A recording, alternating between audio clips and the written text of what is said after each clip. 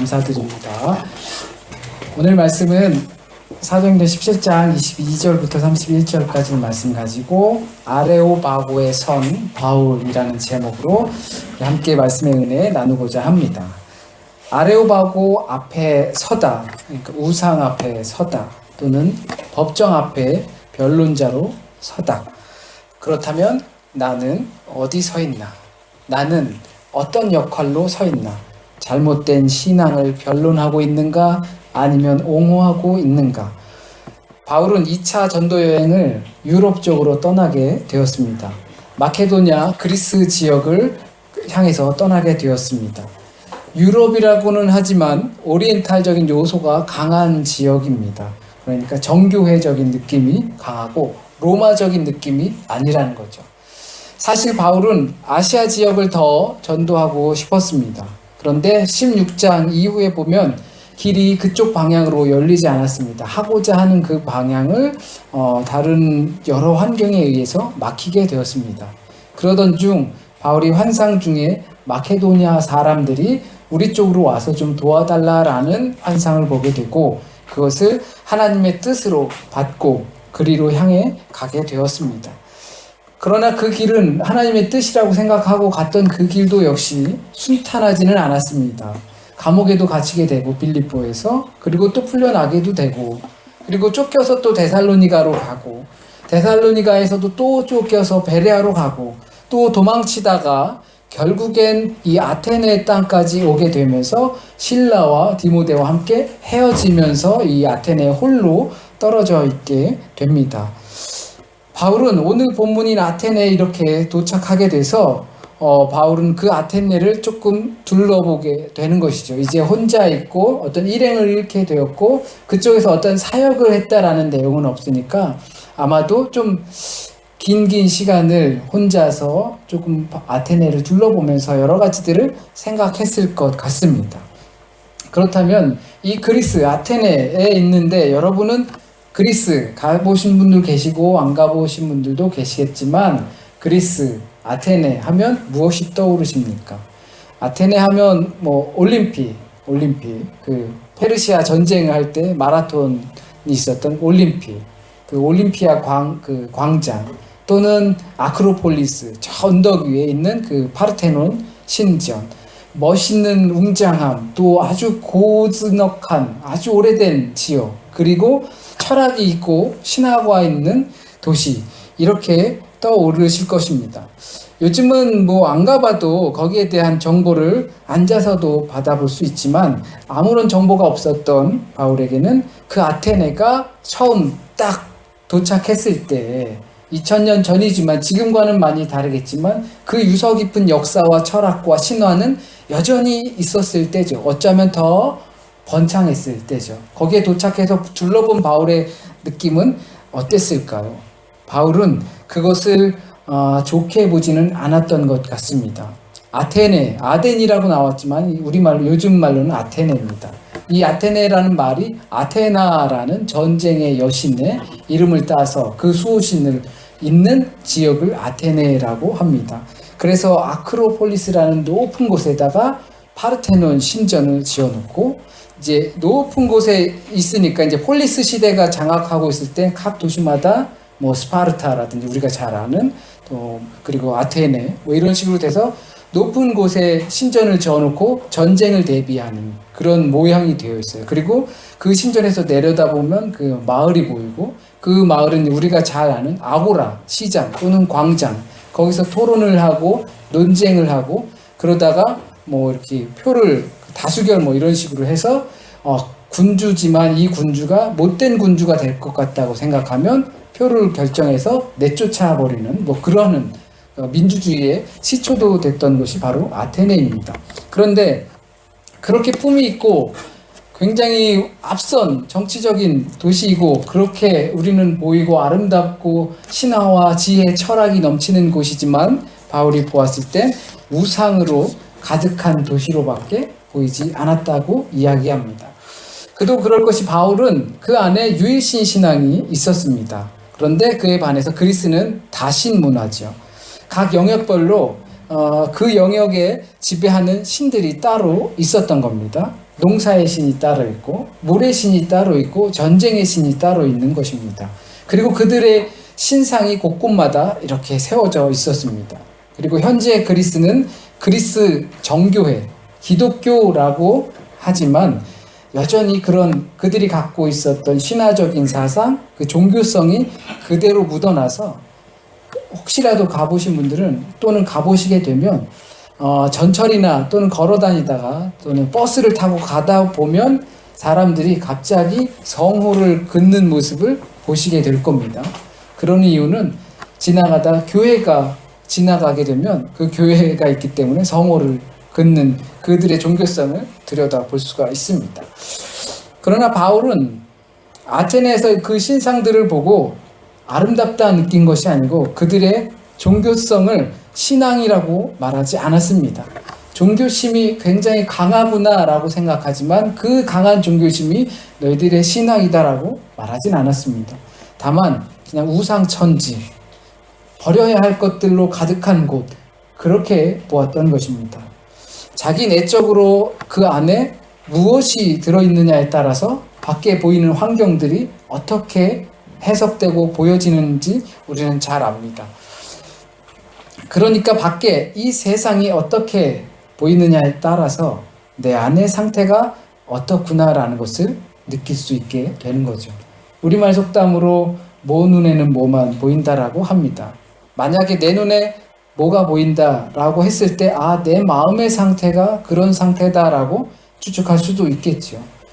바울은 바로 그의 상태가 하나님의 사랑과 예수 그리스도의 십자가의 사랑이 가득 차 있었기 때문에 밖을 내다본 그 세상이 다른 사람들은 종교성으로 가득해서 막 이렇게 마치 그것이 신앙인 것처럼 포장되어 있고 보이지만 바울의 눈으로 보았을 때 그것은 그냥 버려서 없어져야 할 것들로만 보게 된 겁니다.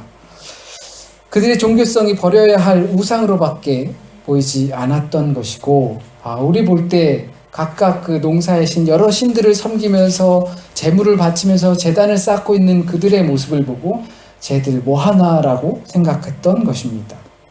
그래서 바울은 변론자로서 이 아레오바고라는 언덕 위에 올라서게 됩니다. 전통적으로 그것은 재판장입니다. 재판이 있었던 곳이고 바로 그 아크로폴리스라는, 제가 그림을 준비할까 하다가 그렇게 큰 도움은 안 될 것 같아서 아크로폴리스라는 파르테논 신전에서 내려다보면 바로 그 아레오바고 언덕이 있습니다. 우리 장로님과 저는, 우리 신이도 그렇죠. 같이, 신이는 안 갔나? 네, 같이 갔을 때 그곳에 보면 파르테논 신전 그 웅장한 밑에서 내려오는 그 돌이 그냥 정말 많은 사람들이 그래도 거기를 올라가서 파르테논 신전 올라가는 곳은 마치 새 것 같아요. 그런데 아레오바고 언덕, 파고스라는 그 언덕을 올라가게 되면 이 돌이 뺀질뺀질해요. 그러니까 관리는 특별히 안 하고 많은 사람들이 그곳에 올라갔다라는 것을 느낄 수 있는데, 오늘 본문 말씀을 그리스어로 그 벽에다가 딱 대리석에다가 새겨서 놓았습니다. 그 언덕에 올라서서 바울은 변론자로서 변호인의 역할을 합니다. 그가 변호해야 할 대상은 이름 없는 신. 너희들이 이름 없는 신이라는 어떤 재단까지 해놓은 걸 내가 봤는데 정말 이름 없는 신, 만들어지지 않은 신, 그 표현할 수 없는 신에 대해서 내가 설명을 해주겠다라고 변론자로서 그 재판장에 나서게 된 겁니다. 서두에 말씀드린 것처럼 신화가 가득하고 철학이 가득하고 그들은 모든 일을 토론해서 결정하는 2000년 전에도 그렇게 하는 상황 속에서 이 바울이 그 상황에 뛰어든 것입니다. 내가 변론하겠다. 하나님을. 거기에는 다 이름이 있는 것이고 자기만의 장점도 다 있었습니다. 그런데 거기엔 이름 없는 신이라는 단도 있었습니다. 이것은 혹시라도 모를 신까지도 숭배하는 그들의 종교심을 말해주는 겁니다. 자신들이 다 알지 못해서, 자신들이 지혜가 다 부족해서 그 신의 이름으로 빌지 않아가지고 혹시라도 나에게 생길 그 문제들을 대비하기 위해서 이름 모르는 신, 혹시라도 있을 신을 위해서 준비해 놓은 제단입니다. 이런 방식으로 아마도 존재하긴 하지만 아직 알려지지 않아서 우리가 재물을 못 바치는, 그래가지고 우리가 받을 진노를 혹시라도 받으면 안 되니까 그것을 피하기 위해서, 보호받기 위해서 특정 짓지 않고 이름 모를 신에게까지도 재물을 바치는 겁니다. 그들의 종교성이죠. 바울은 그 신을 변호하겠다라고 나섰습니다. 1차적으로 그것은 아테네인들이 모르는 신을 내가 알려주겠다라는 거죠. 너네 신 정말 많지? 그리스 로마 신은 얼마나 많습니까? 그 많은 신들 중에 너네 아직 못 들어본 신이 있는 것 같은데 내가 그 신에 대해서 이야기해 줄게 라는 것입니다. 2차적으로는 그 신이 유일하고 참되신 살아계신 하나님이고 창조주 하나님이다 라는 것을 내가 선포할 것이야 라고 하는 겁니다. 바울의 변호를 통해서 우리가 알 수 있는 것은 신앙 안에 들어있는 종교성입니다. 굉장히 종교적으로 깊이 있는 것처럼 보이지만 그것이 신앙이 아닐 수 있다는 것을, 너희들의 그 종교성을 그렇게 말해주겠다. 참 하나님은 사람에 의해 만들어지지 않는다라는 겁니다. 그리고 사람들이 바치는 재물이 하나님께서는 필요 없다라고 하는 겁니다. 이 둘 사이에는 신 앞에서 늘 쩔쩔맬 수밖에 없는 인간을 표현하고 있습니다. 자신이 얻고자 하는 것을 재물을 바치고 공을 들여서 얻어내려고 하는 그 쩔쩔매는 인간의 모습을 말합니다. 그러니까 잘 보이려고 하는 겁니다. 더 좋은 것을 바치려고 하는 겁니다. 화가 나지 않게 오히려 신을 달래주려고 하는 겁니다. 그리고 그 신은 사람들의 정성을 보고 오히려 달래진다고 이야기하는 겁니다. 이런 종교성의 특징은 신을 만들어낸다라는 특징이 있습니다. 자기의 필요에 의해서 세상이 발전하고 예측하지 못했던 일들이 생겨나게 되면 거기에 부합하는 신의 성품을 만들어냅니다. 그리고 이름 모를 신까지도 섬기는 종교성을 보이게 됩니다. 이런 모습을 신앙이 좋다라고 하기보단 종교성이 깊다라고 해야 정확한 표현입니다. 그런데 우린 신앙이 좋다라고 받아들이고 있습니다. 바울은 신앙으로 둔갑한 그 종교성을 이야기하고 있습니다. 이런 부분에 있어서 현재의 종교들과 유사한 점이 많이 있지요. 귀신을 달래서 보내는 거랑 또는 헌금을 많이 하며 기도해서 뭔가를 잘 풀어보려고 하는 그러한 마음들, 그것들이 아마 우리 안에 자리 잡고 있는 종교성일지 모릅니다. 현재의 신앙 속에서도 굉장히 조심해야 하는 부분입니다. 하나님 신앙이 분명한 것인지 아니면 종교성이 뛰어난 것인지 우린 구분할 수 있어야 합니다. 하나님께서 나의 기도를 들어주셨다라고 표현합니다. 하지만 자칫 잘못하면 하나님을 우리가 부리는 사원 정도로 생각하기 쉽다라는 겁니다. 언제 그런가 하면 공을 특별히 많이 드렸을 때 그렇습니다. 공을 정말 많이 들여서 나의 기도를 들어주시지 않았다라고 내가 판단할 때, 그럴 때 우리가 어떻게 대처하는가를 보면 하나님을 그저 사원 정도로 생각했는지 아니면 참 하나님으로 생각했는지 알 수 있습니다.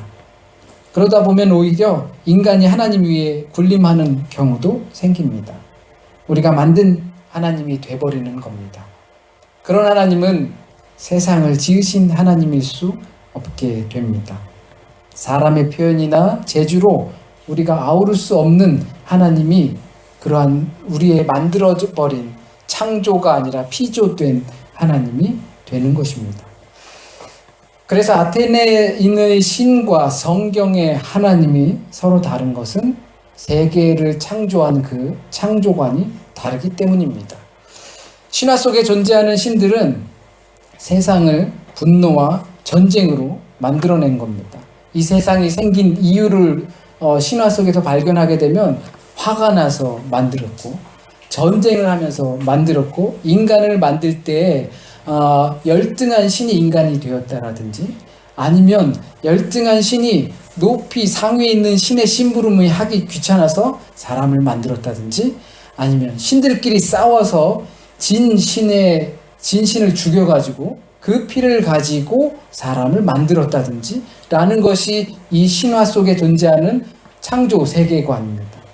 그것을 볼 때 이 세계는 굉장히 열등하고 나쁘고 좋지 못한 세상이 돼버릴 수밖에 없습니다. 그에 반해서 우리 성경의 하나님은 지극히 세상을 긍정적으로 바라봅니다. 너무나 참 좋고 그리고 아름답다라고 표현하고 계십니다. 심지어 사랑한다라고까지 표현합니다. 너무 사랑해서 이 자녀들을 나에게 다시 돌아볼 수 있게 하기 위해서 자기 본체인 말씀이 육신이 되어서 이 땅에까지 오셨다라고 표현합니다. 그리고 인간들의 재물을 하나님을 원하지 않으신다라고 이야기합니다. 신화 속에 있는 신들은 인간들이 재물을 바쳐서 그것을 먹고 달래지고 하는 표현이지만 성경의 하나님은 너희들이 바친 재물 내가 먹는 것이 아니고 우리 백성들, 너희 백성들이 함께 나누는 사람을 위한 것이라고 말합니다.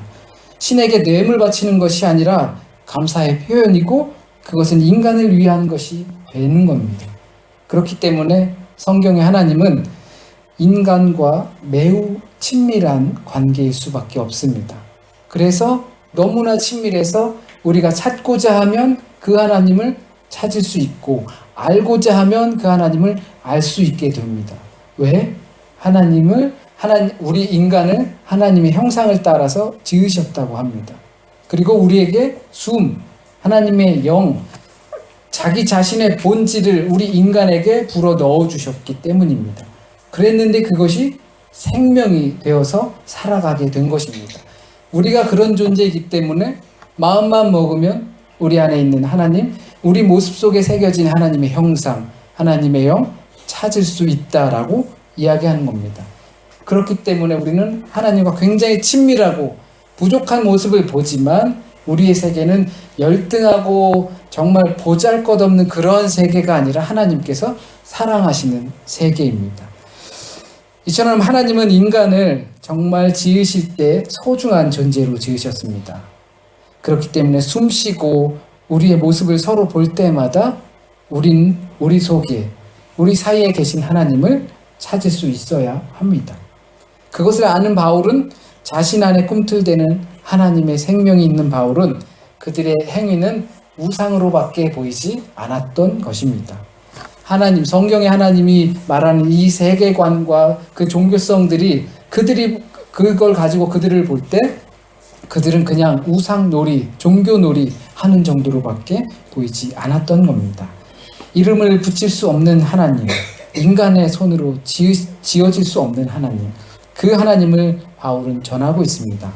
그 하나님은 이 세상을 정말로 사랑하십니다. 깊은 종교성이 유일한 하나님 신앙의 해가 되는 것이 분명히 있습니다. 그런 삐뚤어진 신앙심이라고 말할 수 있겠죠. 종교성이 깊어버린 이 바울이 반박하고 또 비판하고 있는 그들의 종교성이 우리의 신앙의 해가 되게 하는 부분이 분명히 있습니다. 실제적으로는 신앙을 약하게 하거나 또는 혼란한 신앙을 갖기도 합니다. 바울의 변호 속에 등장하는 하나님은 절대 인간에 의해 만들어질 수 있는 존재가 아니라고 이야기합니다. 인간에 의해서 만들어질 수 없는 하나님이라는 것은 우리의 욕심이나 그러한 것들이 투영돼서 그것을 들어주는 신으로 전락해버리는 그 우상들과 같은 하나님이 아니라는 것입니다. 그렇게 생각한다면 우리는 종교성으로 가득한 것이지 하나님을 신앙하는 것이 아니라는 겁니다. 하나님은 이런 분이야 라고 우리 개인의 욕망이 투사된 존재로 만들어선 또한 안 됩니다. 그렇게 하면 아테네인들과 동일한 깊은 종교성의 모습은 있지만 하나님을 신앙하는 그 신앙은 없게 되는 겁니다. 피조된 존재가 창조자에게 달래주는 형식이 되는 겁니다. 또한 비록 피조된 존재들이지만 창조주의 사랑을 듬뿍 받고 있다는 것을 우린 잊어선 안 됩니다. 바울의 이 설교가 혹시 지금 우리에게도 적용되고 있지 않을까 조금은 염려스럽습니다.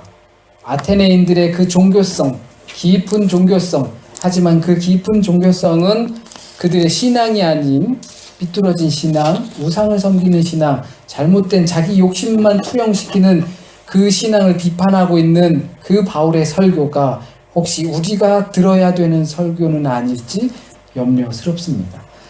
마음만 먹으면 찾을 수 있는 세상의 창조주 하나님을 찾을 수 있는 우리가, 말씀이 육신이 되신 하나님을 찾을 수 있는 우리가 혹시 그러고 있진 않은지, 혹시 만들어진 신을 자기 욕심으로 형상화된 신, 이것을 피하기 위해 또는 재물을 바쳐야만 하는 신을 우린 또다시 생산해내고 있지는 않은지 걱정스럽습니다.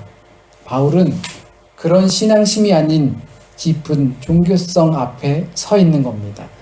아레오바고 언덕에 서 있는 바울은 그러한 신앙심 아닌 삐뚤어진 신앙심, 종교성, 깊은 그 종교성, 곧 우상을 섬기는 자들의 마음 앞에 서 있는 겁니다. 아레오바고 앞에 서다, 그 종교성 앞에 서 있는 겁니다. 그리고 바울은 외칩니다. 과거에는 너희들이 알 수 없었겠지만 이제는 너희가 나를 통해서 알게 됐으니 회개하라. 그 종교성으로부터 돌아서라 외치는 겁니다. 거짓된 신들, 조각들, 허물들, 그리고 그들에게 드리는 잘못된 경배, 잘못된 신앙을, 그리고 잘못된 예배, 거기로부터 이제는 돌아서라는 겁니다. 혹시 우리가 바울처럼 그런 종교성만 남아있는 신앙 앞에 서 있다면 우리도 우리 자신에게 외쳐야 합니다. 그리고 변호해야 합니다. 하나님 신앙이 아닌 유일한 자기 번창이 들어있다면 우리는 회개하고 또한 변호해야 합니다. 우리 하나님은 우리 욕심에 따라서 만들어질 수 없고 그 성격에 따라서 이름 붙여질 수 없기 때문입니다. 바울이 아테네를 들여다보고 우상으로 가득하다고 판단하고 선포했던 것처럼 우리도 그렇게 내 안에 살아계신 하나님을 통해서 세상을 나의 신앙으로 볼 수 있어야 하고, 또한 그 세상을 향해 아레오바고의 앞에 서야 합니다. 선포해야 합니다. 우리가 서 있는 자리, 우리의 삶의 자리는 그냥 사라지는 것이 아니라 바울이 선 아레오바고처럼 우리의 삶의 자리는 우리의 아레오바고입니다. 거기서 살아계신 하나님, 혹시라도 내 안에 있거나 우리 환경 속에 있는 잘못된 신앙 또는 깊은 종교성만 남은 나만의 욕심, 그것이 있다면 거기서 우리는 선포해야 합니다. 과거엔 몰랐지만 이제는 알았으니 돌아서 회개하라 라고 우리 자신을 위해서도 선포해야 하고 선포자로 살아야 될 줄 믿습니다. 잠시 기도하겠습니다. 사랑의 주님, 우리가 늘 고백하지만 정말 하나님 사랑이십니다. 우리를 지어주셨고 정말 우리의 모습을 보고 좋다고, 너무 좋다고 여겨주셨으니 나조차도 사랑하지 못하는 내 모습을 좋고 사랑하고 너무 마음에 든다고 내 아들까지 주고 싶다라고 하는 그 하나님의 마음을 우리가 들여다봅니다.